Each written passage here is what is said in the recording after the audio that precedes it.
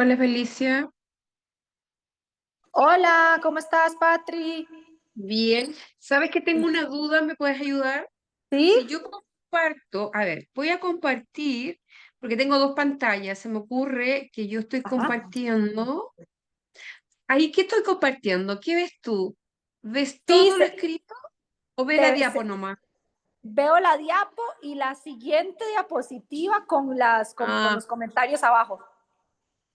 entonces tengo que cambiar ahí. ¿Ahí qué ves? Igual se ve la diapositiva con los comentarios, dice, si bien los efectos adversos de los esteroides Ya, orales se no. reconocen. Ajá. Sí, no, no, no quiero que vean eso. Entonces, no tengo alternativa de cómo cambiar a modo presentador. Ay, sí, yo quería hacer eso un día de estos, que tenía que dar una charla y no sabía cómo hacerlo. Patri, Te ¿la juro que reunión no es a las sé. 6:30 o es a las 6? Bueno, perdón, es que estoy en horas de Costa Rica. Hora No- tuya, hora tuya es a la y media. En Chile Ah, es a bueno. las 9:30. Faltan Ah, 25 bueno. minutos, así que Estoy no. con tiempo. Pero dale, Sí, si quieres prueba y yo te digo. a ver, pruebo de nuevo. A ver, espérame. No, pero A ver, son y si puede yo, ser espérate, espérame un poco. Ajá. Si yo hago esto, tampoco, pantalla 2. Ahí sigues viendo lo mismo. Sigo viendo lo mismo. Y pantalla 1. Lo mismo. Bueno, no sé si que tenés que dejar de compartir y volver a compartir. Probablemente, eso tengo que hacer, yo creo. Ajá. Espérame. Para que se cambie. Paro y comparto y comparto. Ahí tiene que ser pantalla 1, pantalla 2. Yo quiero, y si es pantalla 1 y comparto, ahí que ves. Ahí solo veo qué proporción de tus pacientes con asma grave están con corticoides serales. Perfecto. ¿Lo Ya, eso. lograste? ¿Cómo es? ¿Cómo se Lo hace? logré. ¿Cómo se Bien, hace? bien. Espero que me resulte después. Ya, dejo de compartir. Perfecto. No, todavía falta un rato. Hola, Iliana. Bueno, nos vemos entonces Hola, ahorita. Sí, ¿cómo están? hola. Un Muy Hola. bien. gusto. Hola, Hola. hola. Empezamos en 20 minutos Sí, más. en 20 minutos, sí. Sí, no hay media, Acá en el fondo en estaré Chile. con la cámara apagada porque para dormir al bebé. Perfecto, ni un problema. Ok, sí, yo igual. Ok, nos vemos. Bye. Nos vemos ahorita.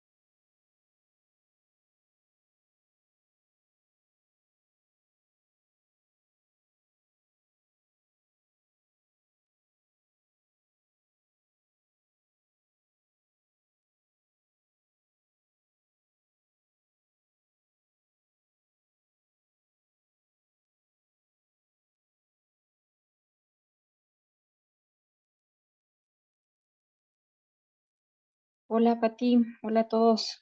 Hola Carmen. Hola, buenas noches a todos. Vamos a esperar, yo creo que unos 3 minutos. Tiene que conectarse Ignacio igual. Y no debe de tardar, ya está Sí, por ahí. correcto. Correcto. Y Ana arriba de un avión. Sí, le tocó volar. Ujú. Hola Nacho. Hola, perdón. Hola. Es que me mareé con un montón de links que... Ana ha mandado muchos links, en realidad del webinar del viernes igual, así que estamos llenos de Sí. información. ¿Cómo ¿Damos andan dos todos minutos, bien? Nacho? Sí. Ok. Buenas noches, ¿cómo están? Hola, Michael. Hola Hola Michael. Michael. ¿Qué tal todo? Muy bien. Con Bien, frío en mira, Chile. Con frío. Aquí es todo lo Sí, contrario. me imagino. Calor y lluvia. acá también. Acá estamos México ha entrando Mucha estado, lluvia. en la hermosa primavera. sí, En México lluvia y calor, y calor, claro, así andamos. mucho. Bueno, en honor al tiempo, en realidad yo creo que vamos a, bueno, saludar a todos. Yo sé que ahora hay muchos integrantes nuevos. Estos últimos días se han integrado muchos broncos adultos, neumonólogos para ustedes, adultos y pediátricos. Así que les damos la bienvenida. Eh, Buenas noches para nuestros amigos argentinos y chilenos y buenas tardes probablemente para el resto de Latinoamérica. Hola Felicia.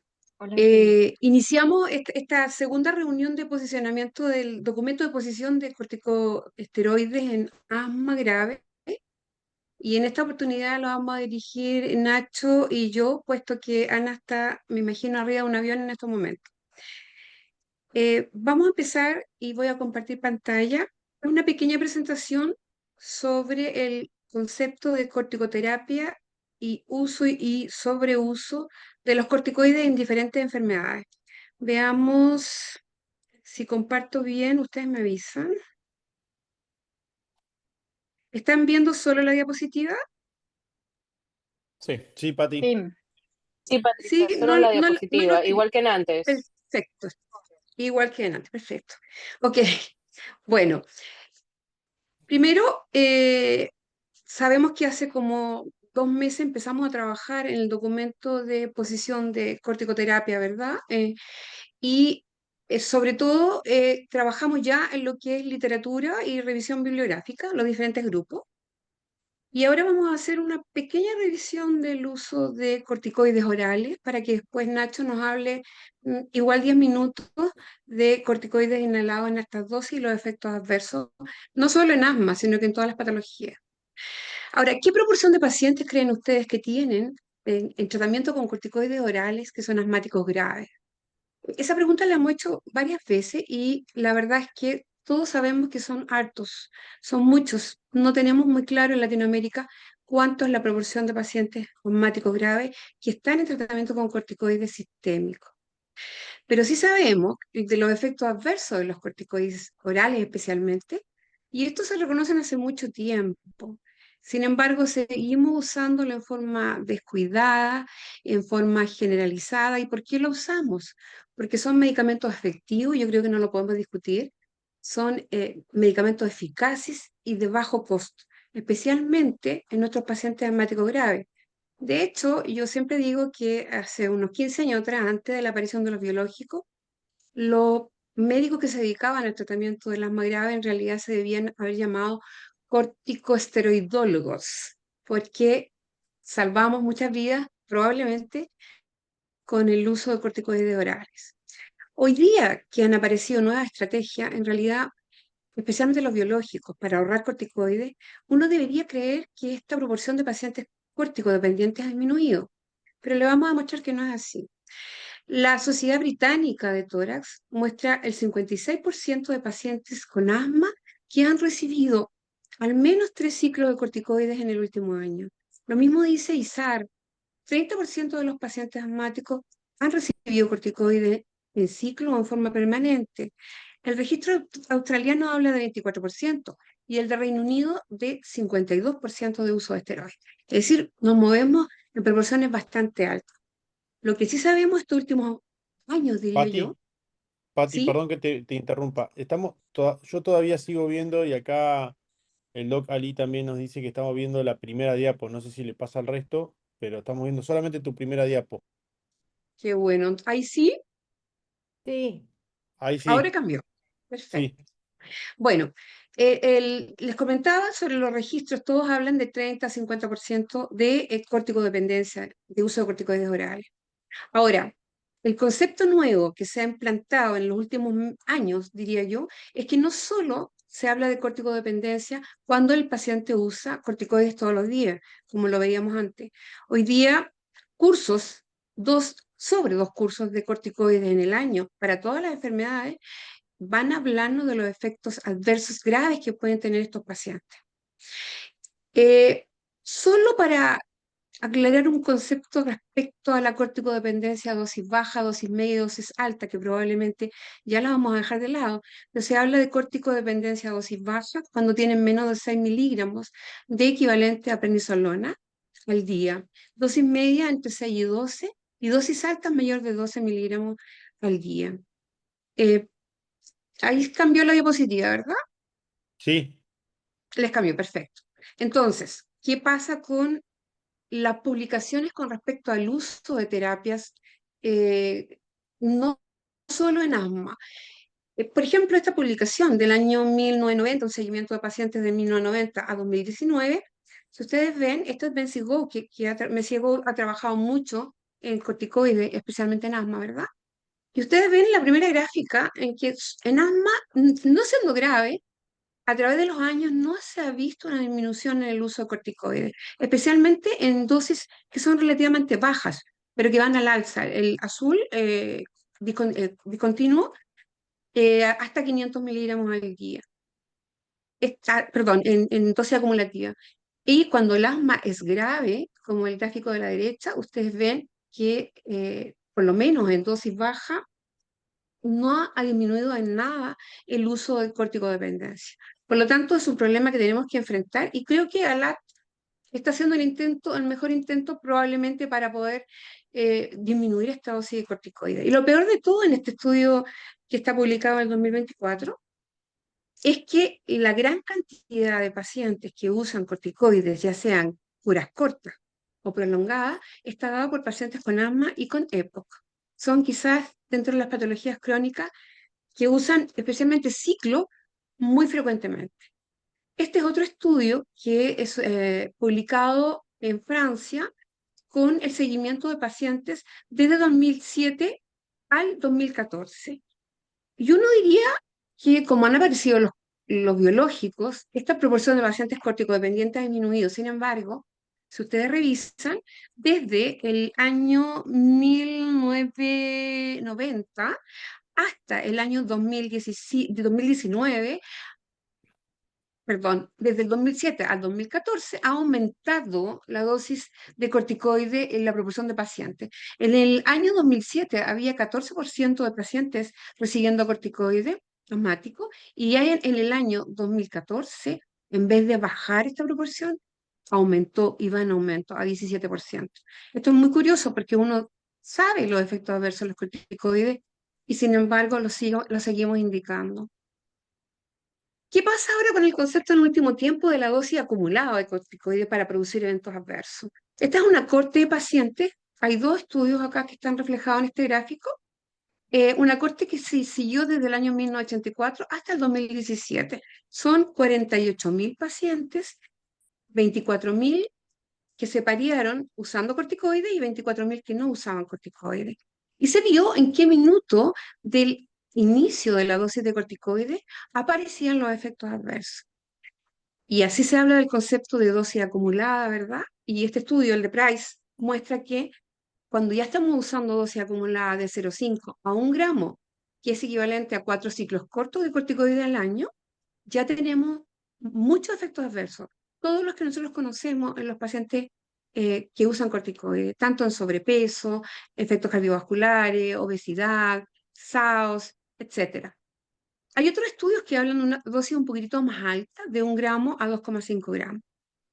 Lo que yo quiero sí hacer énfasis es que la respuesta de cada paciente es totalmente diferente. Y entonces hay pacientes que con dosis acumulada de 0,5 miligramos de prednisona ya están haciendo efectos adversos, especialmente en lo que se refiere a la diabetes, como es el último gráfico que estamos presentando acá, en que se vio que ya con 500 miligramos, o sea, 0,5 gramos de prednisona acumulada, ya empieza a aparecer, es uno de los primeros efectos adversos en aparecer cuando se acumula la dosis de corticoide.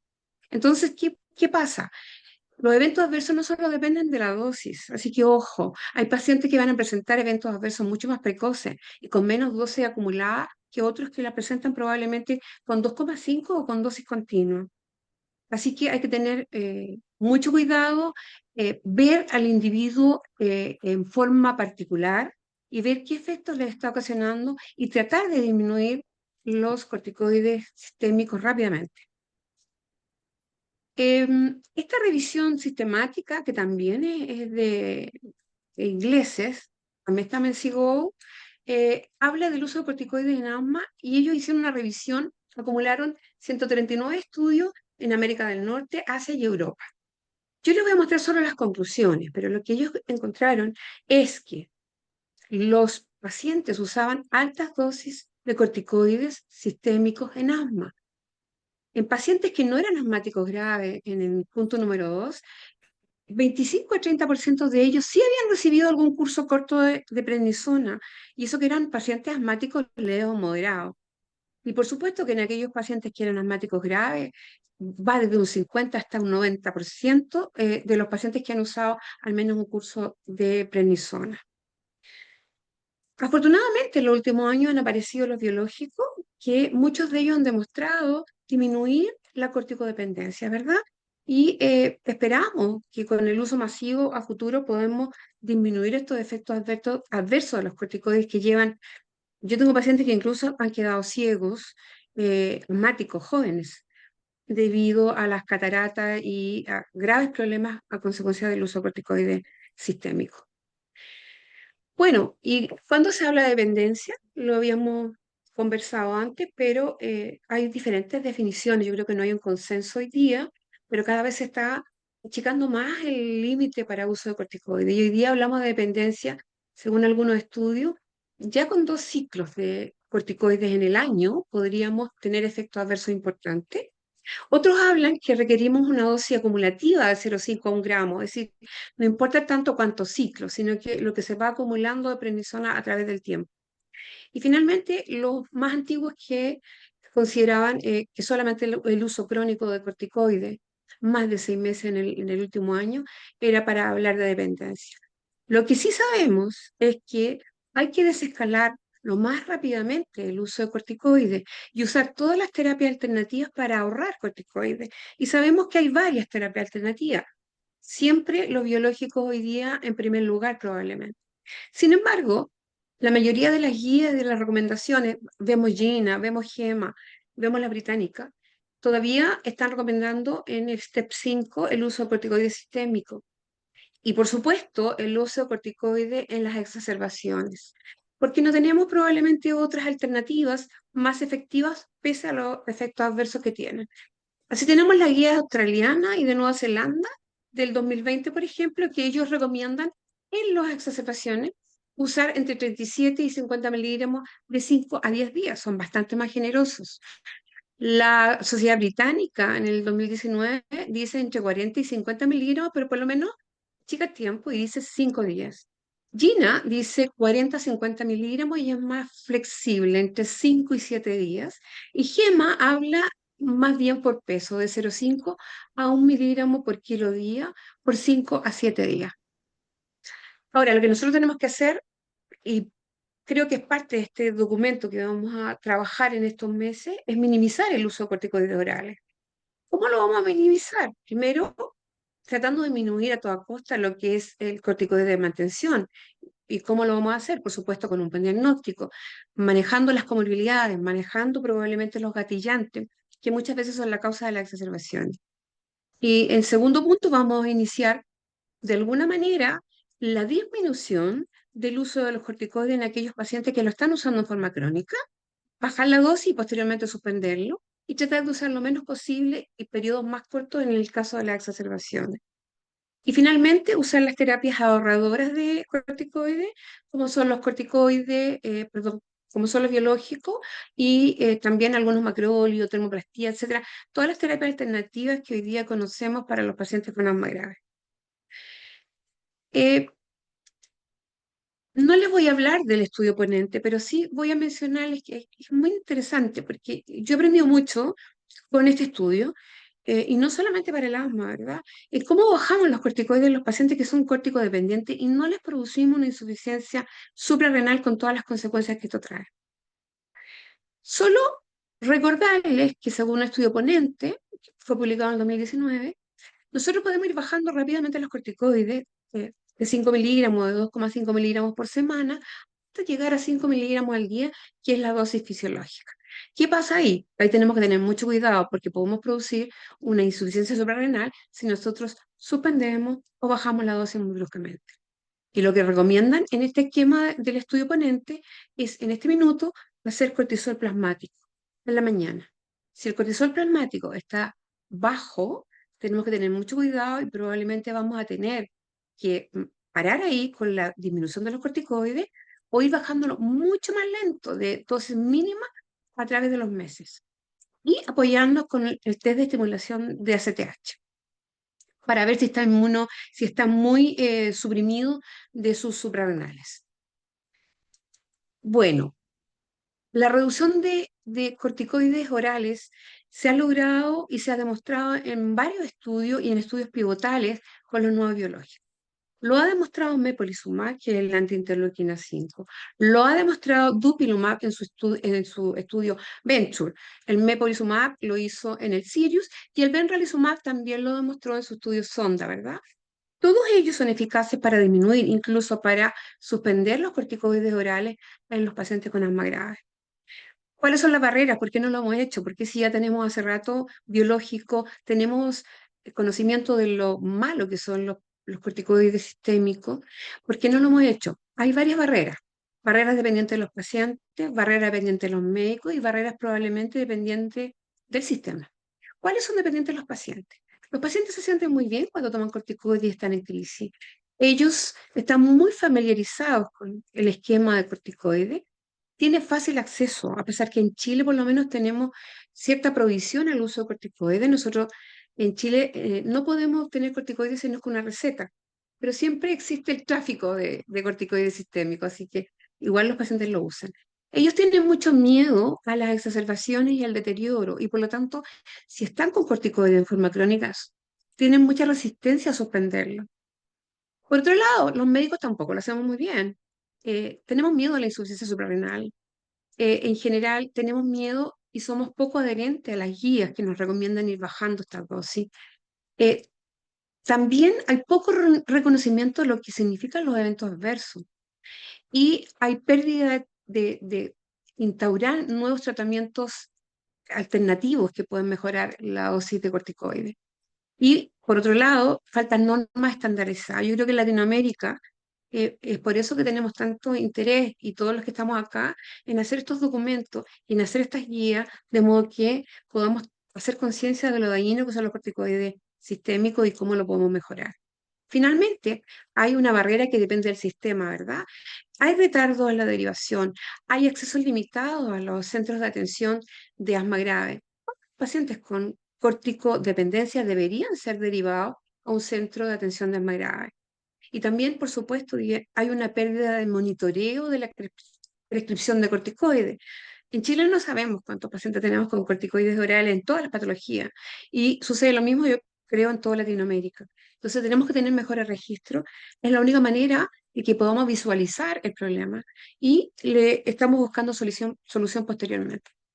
Eso quería darle las gracias con respecto a escuchar esta puesta al día, digamos, en corticoides orales. Y ahora vamos a pasar con Nacho, que nos va a hablar de las altas dosis de corticoides inhalados. Parece que no solo los corticoides sistémicos pueden producir efectos adversos, sino que las dosis altas, que muchas veces exageramos, en usar en pacientes asmáticos, también podrían traernos problemas. Nacho, ¿quieres compartir pantalla? Dejo de compartir la mía. Dale, gracias, Pati.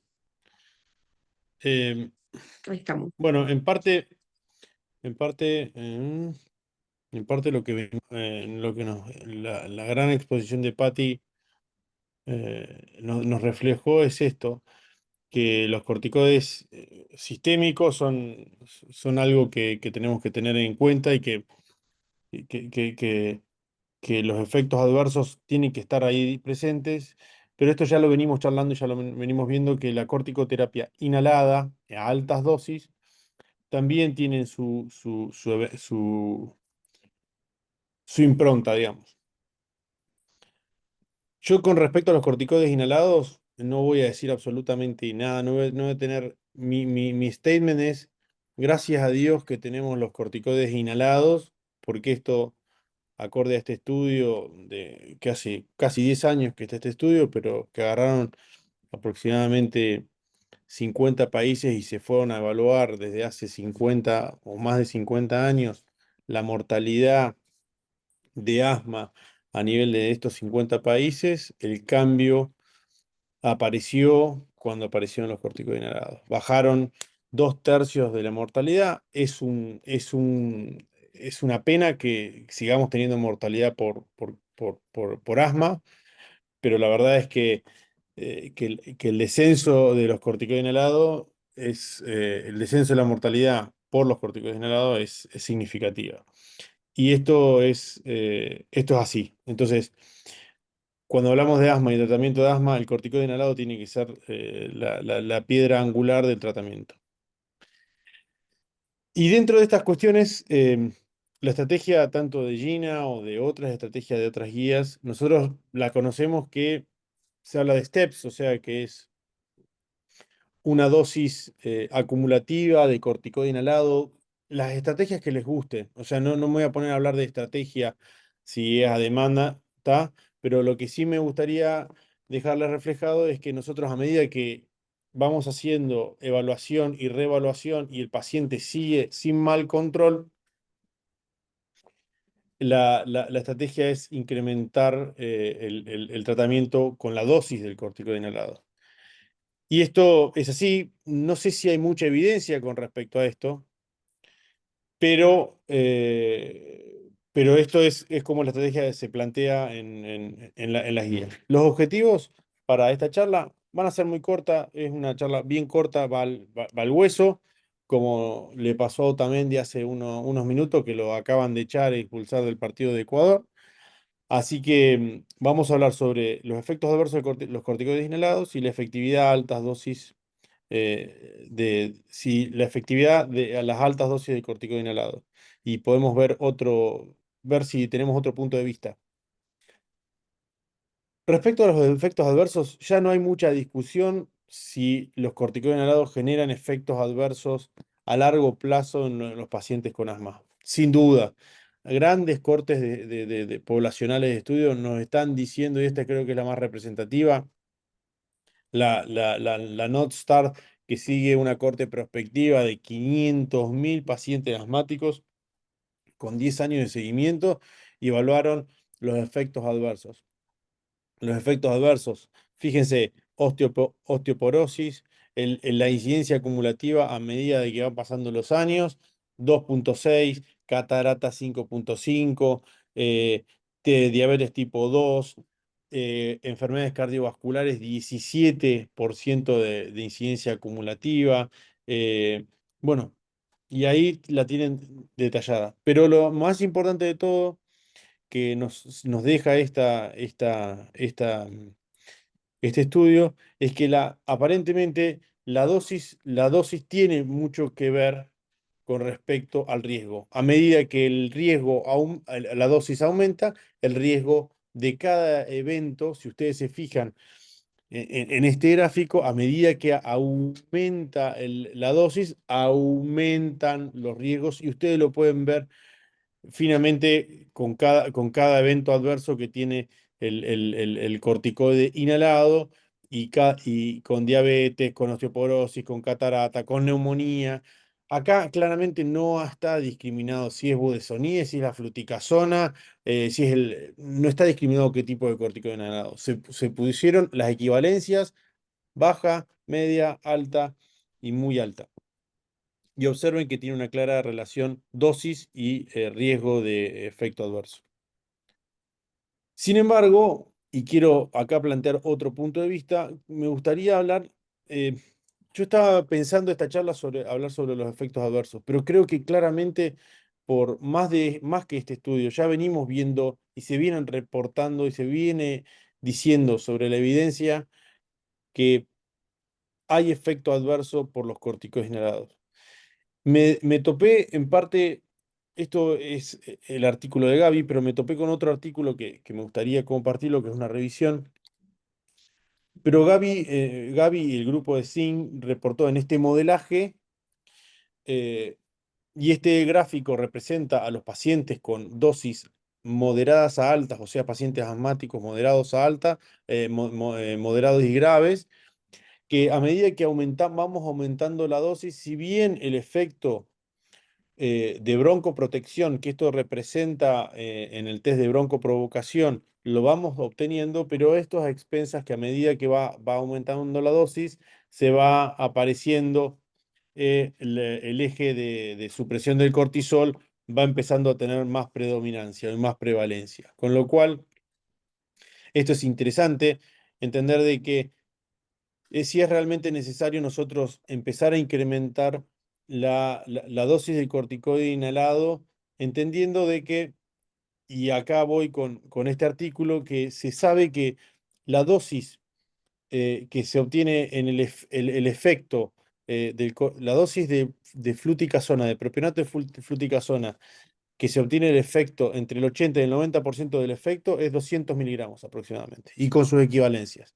Con lo cual, en esta revisión y este gráfico que me parece espectacular, se observan los diferentes, que valoran los diferentes estudios. Este autor Beasley, que es un neozelandés, que está en GINA, que está como advocate de GINA, pero es interesante porque propone si realmente es necesario llamar la dosis baja, media y alta, entendiendo de que a partir, como dije previamente, a partir de los 200, entre 200 y 250 microgramos de propionato de fluticasona, eso se obtiene entre el 80 y el 90% del efecto. Y a medida que nosotros aumentamos, lo cierto es que también vamos aumentando el riesgo de efectos adversos. Fíjense que a medida que nosotros vamos aumentando la dosis de propionato de fluticasona, las líneas punteadas son las líneas de los efectos adversos.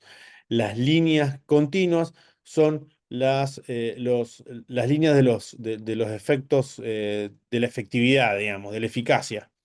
Tenemos el BEF, tenemos el pico flujo matinal y nocturno, el uso de medicación de rescate, mayores exacerbaciones. Y en los efectos sistémicos, la insuficiencia suprarrenal, las cataratas, las fracturas no vertebrales y la diabetes. Es muy claro la relación que tenemos, que a medida que va aumentando la dosis, aumentan los efectos adversos, y no sé si aumentamos tanto la eficacia. Dicho de otra forma, en este estudio también de David Price de Pavord, también fueron a hacer, son estudios poblacionales, observacionales, poblacionales, de cortes muy grandes que juntaron alrededor de 70.000 sujetos, y que quisieron ver qué pasaba con aquellos sujetos que se mantenían con la dosis media, de media subían a alta, y los que tenían baja subían a media, o de baja subían a alta. Y lo que encontraron es que el riesgo de empeorar, o la tasa con las que empeoraban, aquellos que subían de media a alta era un 23%. Los que realmente mejoraban eran un 14%, y el 62% se mantenían estables. Es interesante que este 23%, veamos más adelante que a medida que nosotros los vamos y lo íbamos segmentando, cuando hablaban de incremento de exacerbaciones, porque el outcome de ellos era la exacerbación. La tasa de exacerbación era de 27, el índice de exacerbación era de 27 en total en aquellos pacientes que se iban de dosis medias a altas y el hazard ratio era de 1.17. En aquellos que aumentábamos la dosis de media a alta, el riesgo de exacerbación era mayor que aquellos que se mantenían con la dosis estable. Con lo cual, y además de todo esto, también se iban subsegmentando la población acorde a los marcadores tipo T2 y a su vez también a estas tablas se ajustaron también con la adherencia al medicamento. Claro, uno puede empezar a encontrarle muchas falencias porque la calidad del dato, estas son bases que vienen reconectando de aproximadamente muchos años y este fue un seguimiento a 3 años. Sin embargo, eh, lo que uno puede ver es que recolectan acorde a la compra de canister o indicación de canister, cuántas veces lo buscan, y eso no necesariamente tiene que ser lo que está consumiendo el paciente. Eh, Aún así, es interesante el dato de decir que si nosotros aumentamos la dosis de corticoide inhalado a nuestros pacientes, no sé si le estamos haciendo un beneficio o vamos a mejorarlo. Con lo cual, voy a terminar mi charla para dejar más interrogantes que preguntas y capaz que sería interesante indagar también esto en altas dosis de corticoides inhalados, que los efectos adversos en altas dosis de corticoides inhalados ya están, y posiblemente tengan mayor riesgo de efectos adversos a medida que aumentamos la dosis. Sin embargo, las altas dosis de corticoides inhalados no nos garantizaría que sea más efectivo. Aparentemente no nos reduciría las exacerbaciones y que el único subgrupo que podría llegar a verse incrementado, pero esto todavía está en estudio, es aquellos que tengan biomarcadores tipo T2, o FeNO muy elevados, o eosinófilos muy elevados, que podría verse un efecto en aquellos que tengan, o sea, la necesidad de incrementar la dosis de corticoide inhalado. Bueno, y con esto termino, para dejar más interrogantes, posiblemente en las próximas reuniones. Gracias, Patti, y gracias a todos por estar. Gracias. Solo quiero, no sé si hay alguna pregunta, porque tenemos los minutos cortos en realidad, pero sí respecto, quería recordarles que se presentó en la reunión pasada, Ana, una carta Gantt respecto a lo que vamos a trabajar en el documento de posición de corticodependencia o corticoterapia. Y vamos bien, por lo que estuve revisando, teníamos planteado hacer la revisión bibliográfica hasta ahora y esa ya se está haciendo, se está trabajando y entiendo que está en redacción y se van a hacer las revisiones correspondientes. Así que los dejamos invitados, sí, al webinar que viene el viernes 14, el próximo viernes. A todos invitados, hay exposiciones muy buenas en realidad. Viernes 12, Así es, Pati. el viernes Viernes. 12, ya, estoy cambiando la fecha ya. Que después del feriado en Chile, me estoy adelantando para llegar luego al feriado. Bueno, el viernes 12, perdón. Así que lo esperamos a todos. No sé si hay alguna pregunta específica o lo dejamos hasta acá. El 17 feriado, ¿no? En Chile. 17, 18 fiestas patrias, 18, 19, Sí. 20, 21, 4 días. ¿Sí? Quería hacer una pequeña pregunta. Hola, Así soy es. Ana María Herrera, bronco infantil. En este paper que ustedes van a elaborar, ¿consideraron también la parte pediátrica o no? Nacho, ¿tú sabes algo? ¿O Gaby? No, Bueno, yo es uno general nada más. sí, sí, yo tengo entendido, perdón, Carmen, claro. Carmen es pediatra, bueno, Ana María es chilena y es pediatra que se incorporó ahora recientemente y muy trabajadora, así que espero que nos ayude mucho. Yo entiendo que estamos haciendo algo general, como dice Carmen. Todavía no se ha hecho un trabajo solamente de pediatría, pero no sé, Carmen, si quieres informar tú. Sí, no, por ahora es solamente algo general y no se ha discriminado acerca de la parte pediátrica o la población de adultos. pues, después estaría interesante, ¿no? Hacer algo más acerca en los niños, que también, sobre todo hay mucho en el uso de esteroides inhalados en dosis altas en cuanto al crecimiento, ¿no? Que es como parte de lo que más afecta siempre a la población pediátrica. Entonces yo creo que será parte de lo que también tendríamos que trabajar después. Sí, creo que es muy importante porque no solamente corticoide inhalado en dosis altas, sino corticoides orales, si bien no dosis diarias, pero curas frecuentes, 4 o 5 por año. Entonces hay como un sobreuso de corticoides sistémicos en niños. Entonces eso es bastante preocupante. Sí, Yo en creo la que parte hay de trabajo. orales se va a incluir, ¿no? Ahora, o sea, todo en niños, adultos, digamos, es muy general, pero creo que es muy importante en los niños de los inhalados también. Perfecto. Bueno, veo que se nos está haciendo tarde en Chile y en Argentina ya son las 10 y un poco más. Así que los esperamos el próximo viernes y gracias por estar aquí hoy día a todos. Que tengan buen día o buenas noches. Adiós. Bye, que anden bien, Bye. gracias. Bye, bye. Chao, chao. Chao,